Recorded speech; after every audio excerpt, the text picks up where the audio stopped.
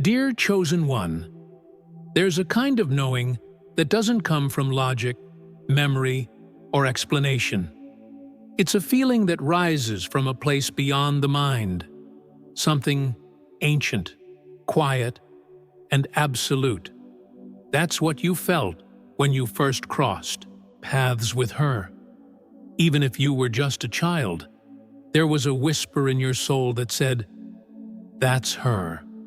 Not a crush, not a fantasy, not an obsession, but a recognition. You felt seen in a way you couldn't articulate, and you held on to that frequency for years, maybe even without realizing it. It wasn't that you waited for her. It's that a part of you never stopped remembering. But as time unfolded, something shifted. That same soul you once recognized so clearly now feels distant, almost unreachable. And the question that haunts you in silence is the one you're afraid to ask out loud. What happened to the light that once lived in her? She was never just a person to you.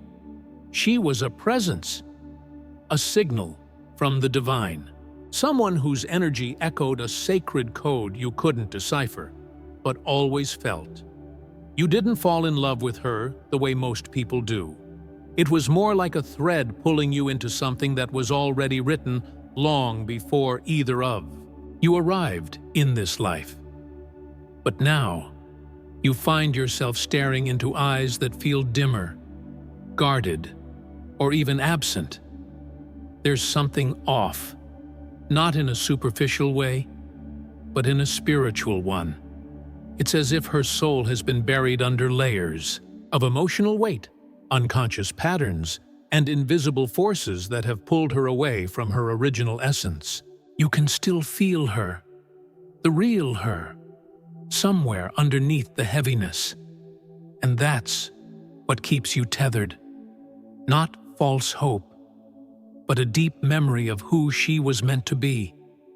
And yet, no matter how much you try to reach her, it feels like she's slipping further into a version of herself that no longer recognizes what you share. If any of this resonates with the truth you've been silently carrying, subscribe to this channel right now if your heart is ready for clarity. And stay with me, because what you're about to hear may explain why that connection still burns within you, even though the person holding it seems to have disappeared. You see, this isn't just about love. It's about soul contracts, spiritual memory, and the silent agony of watching someone you were meant to walk with fall under the weight of a darkness that wasn't theirs to carry. You're not here to be punished for this love. You're here to understand it. And when you do, everything inside you can finally begin to heal. You didn't meet her by accident. There was something in the way life positioned your paths, a subtle orchestration that even now feels too intentional to ignore. From the earliest moments, even if the two of you were just kids, there was an invisible rhythm guiding your connection. You felt safe with her before you even knew what safety was. Her presence calmed your nervous system, softened your thoughts, and awakened something dormant in you, a sense of belonging that had nothing to do with physical closeness and everything to do with spiritual resonance. It was like remembering a song you hadn't heard in lifetimes, but still knew by heart. And that's why, to this day, her absence feels louder than most people's presence. But as the years went on, that soft music started to fade. Something about her began to change, and not in a natural, evolving kind of way, but in a way that felt like a drift, as if something sacred was slipping through her fingers. She didn't just grow up. She shut down. You watched the light in her eyes dim slowly, like a house closing all its windows. And while the world around her may have praised her for being strong, independent, or untouchable, you saw the truth. Behind the armor, you saw the heaviness that wasn't always there. And while no one else noticed, your soul did, because it remembered who she used to be. You tried to explain it to yourself. Maybe life hardened her. Maybe trauma rewired her. Maybe survival became more important than softness. But deep down, it didn't feel like she had simply changed. It felt like she had been taken, replaced, overtaken by a version of herself that learned to perform strength while secretly starving for connection. And the most painful part? The real her, the one you once knew, was still there, just buried under layers of emotional debris and spiritual confusion. And no matter how many walls she built, you could still feel her underneath them. That's why you stayed. Not because of who she is now, but because of who she used to be. There were moments, fleeting but powerful, where she let her guard down. And in those glimpses, you saw her again. You saw the girl who laughed without watching, herself. The woman who looked at you like you were familiar. The soul that breathed life back into yours. But then, just as quickly, the walls would rise again. She would distance herself, close off, shift back into the version of her that plays safe and stays hidden. And every time this happened, it tore something in you. Because you weren't just losing her again. You were being reminded that the person you loved was now trapped inside someone who couldn't hold space for who she used to be. This is the dilemma that no one else seems to understand. They tell you to move on, to forget, to let go, as if what you're holding on to is just a memory. But it's not a memory. It's a frequency, a truth your spirit still responds to, even when your mind tries to silence it. This is not about romantic attachment. This is about soul recognition. And when you recognize someone on that level, it's nearly impossible to unsee it. Even when they can no longer see themselves. You're not stuck because you're weak. You're stuck because something in you still believes she can find her way back. You've questioned yourself endlessly. Maybe you're just imagining it. Maybe you're holding on to a ghost. Maybe you're addicted to the pain. But deep inside, that doesn't feel like the full truth. There's a knowing in your gut that this connection was real, that it meant something, that it wasn't just some phase or mistake. And yet, at the same time, there's another knowing, one that's harder to face, the truth that love alone can't pull someone out of a prison they've chosen to stay in. No matter how divine the bond, no matter how deep the memory, no matter how strong the calling, she has to want to be free. So here you are, holding a flame that still burns, even though the one it belongs to no longer reaches for it. You're torn between loyalty to that sacred connection and the quiet realization that your soul is running out of space to wait. You still believe in her. You still remember what she was. But you're starting to ask yourself the question you never dared to face until now. What if the one you were destined for never finds her way back? This connection didn't just touch your heart. It altered the trajectory of your inner world. Since she began to fade, a quiet heaviness has followed you. It's not loud enough to stop your life completely, but it's just strong enough to blur your joy, your focus, your sense of forward movement. You find yourself living in limbo, too awake to lie to yourself, too connected to fully detach. And while people around you might think you've moved on, only you know how many parts of your spirit are still paused in her absence. The truth is, you've built a life around a space that was supposed to be shared, and now you're constantly rearranging your soul to fill the gaps. There are nights when you still feel her energy brushing past yours, like a soft echo, almost asking to be remembered. It doesn't matter if she's physically present or not. The tie was never about proximity. It was about frequency, And sometimes that frequency shows up in dreams, in flashes of memory, in sudden waves of emotion that aren't yours. It's like your soul is still in dialogue with hers, long after the physical words stopped. And in those moments, you wonder if she feels it too, or if you're the only one still listening. You've tried to pull away. You've tried to silence the connection, to ground yourself in logic, to close the door for good. But there's something about this tie that doesn't respond to reason. And that's what makes it harder. It doesn't follow the rules of emotional closure. It defies timelines, distance, even choice. It's as if the part of you that remembers her is immune to the part of you that's trying to forget.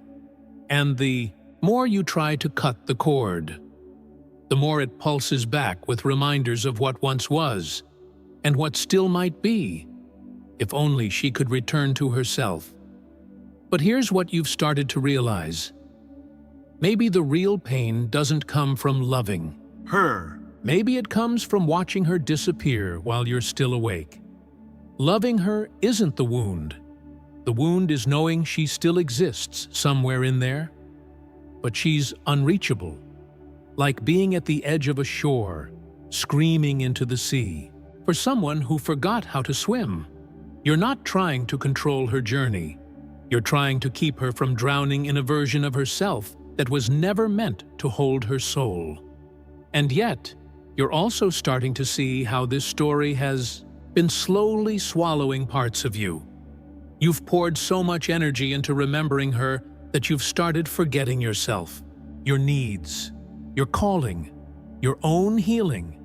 And this is where the line between devotion and self-abandonment begins to blur. You weren't meant to lose yourself saving someone who won't even open the door. But when love is that ancient, that sacred, that deeply embedded in your cells, how do you walk away without feeling like you've betrayed your own soul? There's a kind of fatigue that no one talks about, the spiritual exhaustion of holding space for someone who's no longer reaching back. You've cried tears no one has seen. You've prayed prayers you didn't even know how to finish. And still, a part of you remains at the doorway, hoping that maybe, just maybe, she'll remember what you both used to be. But another part of you is growing quieter, not bitter, not angry, just tired. Tired of being the only one trying to bring something sacred back to life. And now you're at the edge of a question that feels impossible to answer. How much of yourself are you willing to lose in order to keep holding on to someone who has already let go? Not because she's evil, not because she never cared, but because she's trapped inside a story she doesn't even know she's repeating. You see the prison clearly now, but you also see your own chains, the ones you forged by refusing to walk away. And maybe the deeper lesson here isn't about saving her, but about finally choosing to save yourself. Maybe the truth you've been resisting is the very one that will finally set you free. Not every sacred connection is meant to last. Some are meant to awaken. What you shared with her was real.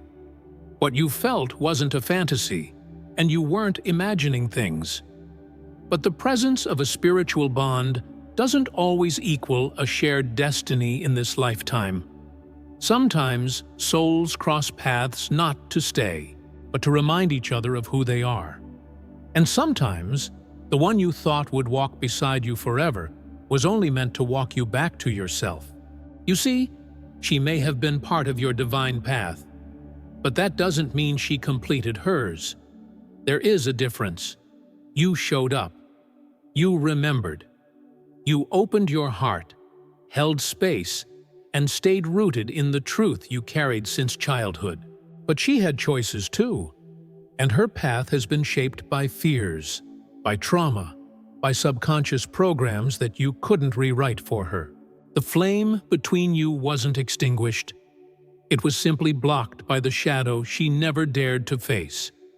And you were never meant to fight that battle for her.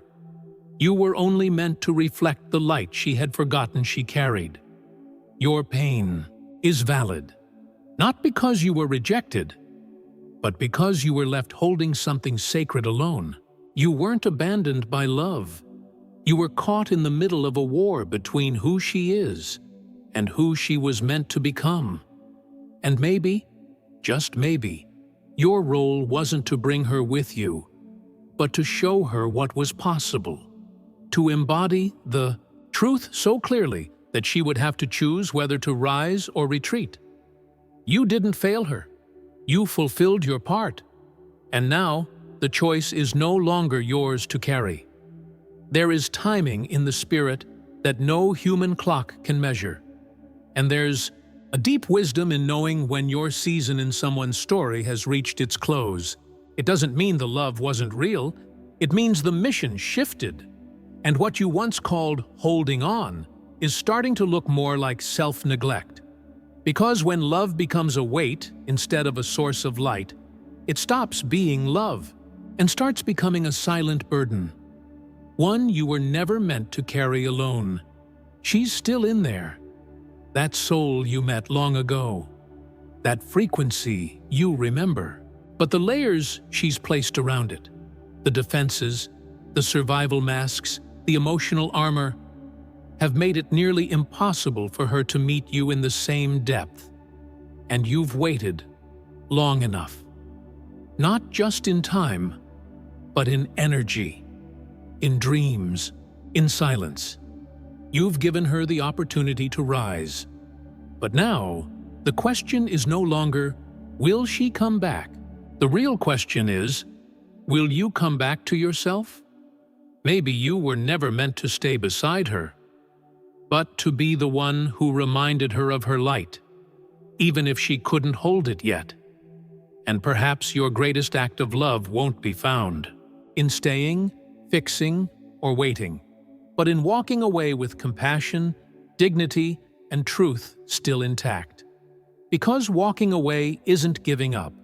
It's giving yourself permission to heal. It's saying, I see your soul, but I choose mine. The more you release her image, not the real her, but the version you kept alive in your heart, the more you'll see how much of your power was tied to a memory. You were waiting for her to return, but now you're beginning to realize the only one who truly needs to return is you. Back to your calling, back to your clarity, back to the version of you that remembers who you are, even when no one else does. The illusion wasn't just in her disappearance. It was in the idea that love always means staying. But true love, the kind that honors both souls, doesn't cling to timelines or outcomes. It aligns with truth. And sometimes, the truth is that a connection so deeply woven into your spirit came into your life not to build a future, but to shatter an old version of you, to awaken something, to initiate a new frequency of self-awareness that could only emerge through the ache of letting go. When you begin to see the difference between attachment and alignment, your heart stops pleading and starts listening. There's a kind of surrender that doesn't mean defeat. It means wisdom. It's the quiet moment when your soul chooses peace over performance, when you no longer need her to come back in order to validate the truth of what you shared. You know it was real. You know who she was. But you also know who she is now. And you can finally admit that the two no longer match. That realization isn't cruel. It's clarity. And clarity is the doorway to freedom. Because the longer you try to hold on to what no longer fits, the more you postpone the life waiting to unfold in front of you. Love that binds without freedom is not love. It's fear dressed in devotion. And you weren't born to live in fear. You were born to evolve, to follow your truth, even when it hurts. especially when it hurts. Because your evolution requires space. Space to breathe, to grow, to reconnect with the sacred within you that got buried under years of waiting. And it's only when you stop trying to fix what's no longer yours that you realize the most powerful healing doesn't come from closure. It comes from reclaiming your own presence. You've romanticized the pain long enough. You called it patience. You called it loyalty. But deep down, you know it was fear. Fear that if you let go, the story would end without meaning. But the meaning was never in the ending. It was always in the becoming. You became more self-aware, more spiritually grounded, more aligned with your soul's voice. And now you can see, the purpose of this connection was never about staying together. It was about waking up. This flame, the one you felt since childhood, is still alive. But maybe it was never meant to be fully held in her hands. Maybe it lives in you now. Maybe it always did. And just maybe, the reason she couldn't carry it with you is because she hadn't yet learned how to carry her own. You tried to give her what she didn't know she had. And for a while, you mistook her resistance for rejection. But now you see, it was a reflection of her own fear. She wasn't pushing you away. She was running from the part of herself you mirrored too clearly. When you realize that, compassion returns. Not the kind that tries to fix or save, but the kind that releases. The kind that blesses from a distance. You can still love her soul without needing to stand beside her. You can still honor the connection without losing yourself in the ache. And when you reach this space, this quiet place of acceptance, something sacred happens. You begin to feel yourself again.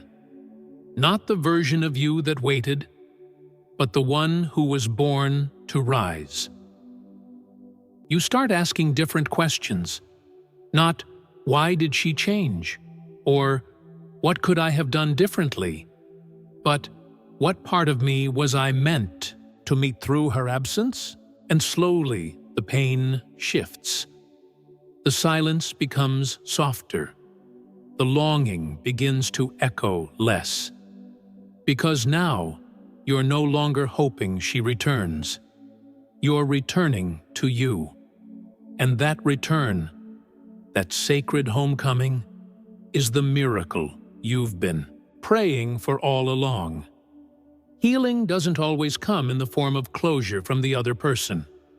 Sometimes it arrives silently, in the way your body begins to breathe easier without their presence, in the way your thoughts stop circling around what could have been and start anchoring in what is. You begin to realize that your spirit was never meant to revolve around another soul's awakening, that waiting for her to remember who she used to be was never your true path. It was a detour disguised as destiny.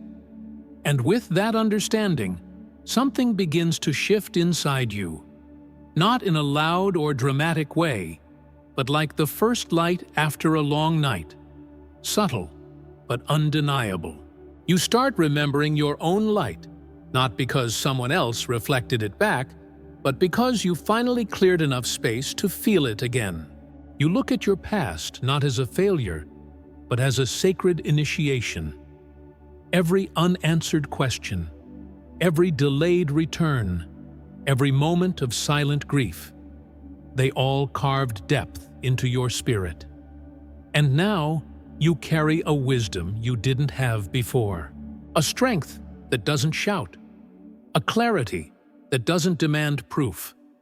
The version of you that once begged for validation has grown quiet, not because they gave you what you wanted, but because you no longer need them to. You've become your own closure, your own comfort, your own compass. And now, when you think of her, it's no longer with desperation, it's with peace, because you know what she represented. and you finally understand that some messengers come to ignite, not to stay. There's a soft power in reclaiming your energy, the kind of power that doesn't need an audience, doesn't need revenge, and doesn't need the past to make sense. You simply gather your spirit, piece by piece, and return home to yourself. You stop waiting for signs that she's changed.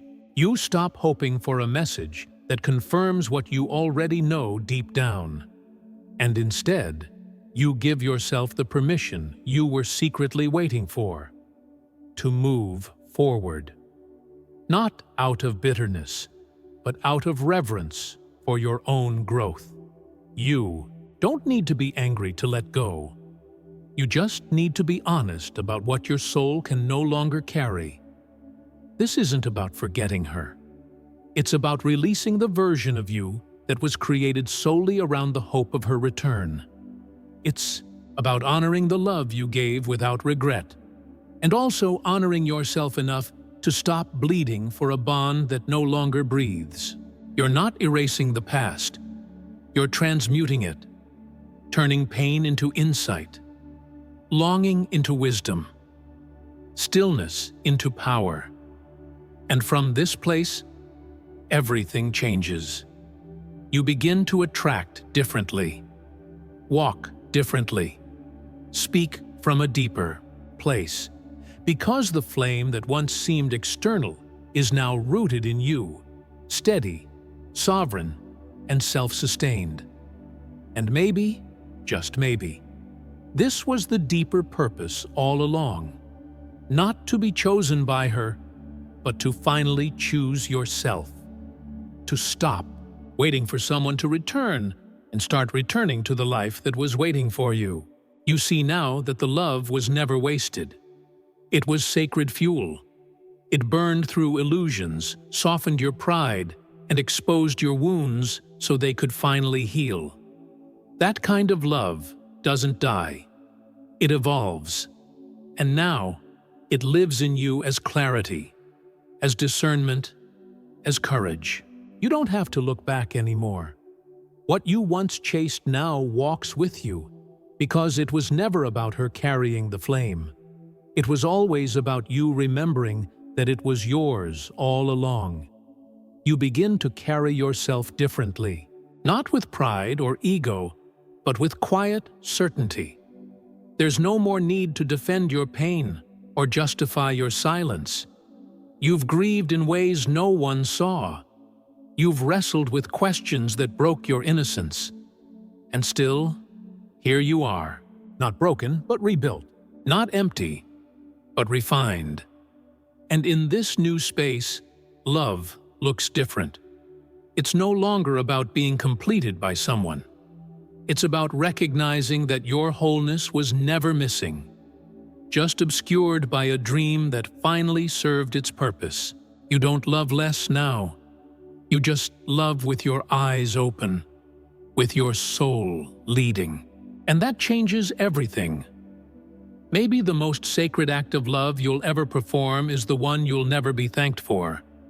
The choice to walk away with your integrity intact, to hold a memory gently, without letting it hold you hostage, to bless someone from a distance without needing to be near them again, and to let go not because they were unworthy, but because you were finally ready to stop shrinking for a love that couldn't meet you. That is maturity. That is healing. That is the kind of spiritual strength that echoes through generations. You're not closing the door to punish her.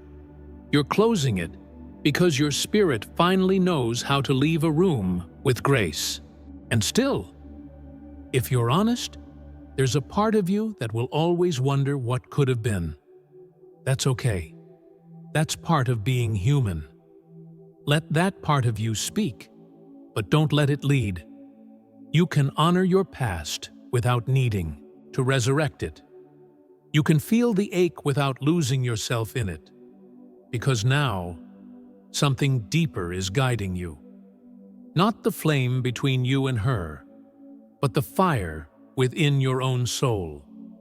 And that fire is enough. You don't have to carry this quietly anymore. You don't have to keep pretending that you've moved on when a part of your soul is still grieving the version of her that no longer exists.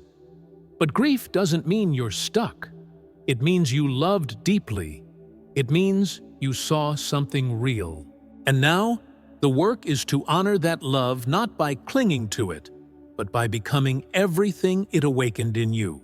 She may have sparked your remembrance, but you are the one who has to walk it out. Alone, maybe, but never abandoned. Because every time you choose your truth over your longing, the divine walks with you. You didn't lose her. You witnessed her lose herself. And that distinction matters. You showed up for something sacred. You stood in your authenticity, your openness, your willingness to see beyond the surface. That's not weakness. That's spiritual courage. You loved when it was hard. You stayed when it was confusing. And now, you're leaving not because the love ran out, but because your soul finally grew tired of waiting in a room where only one of you had truly arrived. And the most beautiful thing is, you leave with your heart still intact. You'll carry the lessons with you, not as wounds, but as wisdom, not as chains, but as keys. You'll meet people differently now. You'll listen more deeply. You'll love more intentionally. And when you feel that familiar ache, that memory of what could have been, you'll pause, place your hand on your heart, and remind yourself, I didn't come this far to wait for someone else to remember who I am. You've outgrown the cycle. You've honored the bond. And now, you're ready for a new chapter. One that doesn't start with pain, but with presence. So if this journey reflects yours, I invite you to speak your truth in the comments, to be open to rebirth. Take advantage of this important moment.